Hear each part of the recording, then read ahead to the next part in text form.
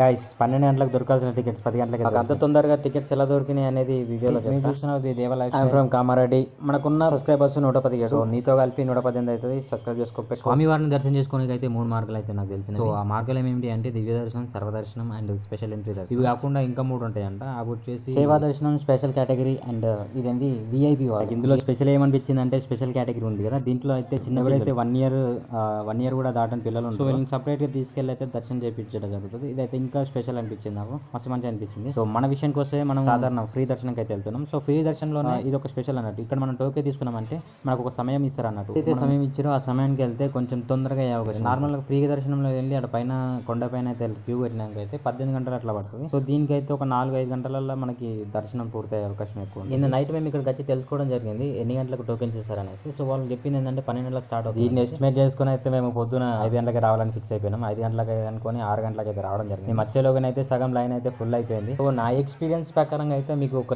చిన్న suggestion. So వాళ్ళు 12 గంటలకు చెప్పని 1 గంటలకు చెప్పని వాళ్ళు చెప్పిందని మీకు వెళ్ళి కొంచెం ముందే ఉండడానికి ట్రై చేయండి. ఈ టోకెన్ కి అయితే ఎలాంటి చార్జెస్ ఉంటాయి. సో మీరు జస్ట్ ఒక ఆధార్ కార్డు ఇచ్చి అక్కడ ఒక కెమెరా ఉంటుంది, కెమెరా ముంగట నిలబడి మీకు ఈ టికెట్ వచ్చేస్తుంది. మొత్తానికి మాకు టికెట్లు అందినాయి. కొంతమందికి వాపస్ కూడా వెళ్ళిపోయారు. సో మీరు ఫ్రీ దర్శనంకి వెళ్ళిపోండి, లేకపోతే రేపటి కోసం అయితే వెయిట్ చేయండి. ఇప్పుడు టైం వచ్చేసి 9 అట్లా అవుతుంది. సో మేమైతే శ్రీకాళహస్తికి వెళ్ళేసి అక్కడ దర్శనం చేసుకొని సాయంత్రం 4 గంటలకి అలిపిరి మెట్లు స్టార్ట్ చేస్తాం. మేము రెండుకున్న బంగ్లా మీకు వెళ్ళి చూస్తే అయితే మనకి శ్రీవారి కొండ కనిపిస్తుంది. ఈ కొండకి అయితే దండం పెట్టేసుకొని అయితే మనం శ్రీకాళహస్తికి బయలుదేరుతాం. నెక్స్ట్ వీడియో దాకా వెయిట్ చేసి కొంచెం సబ్స్క్రైబ్ చేసుకొని సపోర్ట్ ఇవ్వండి. Thank you all, love you all, bye bye.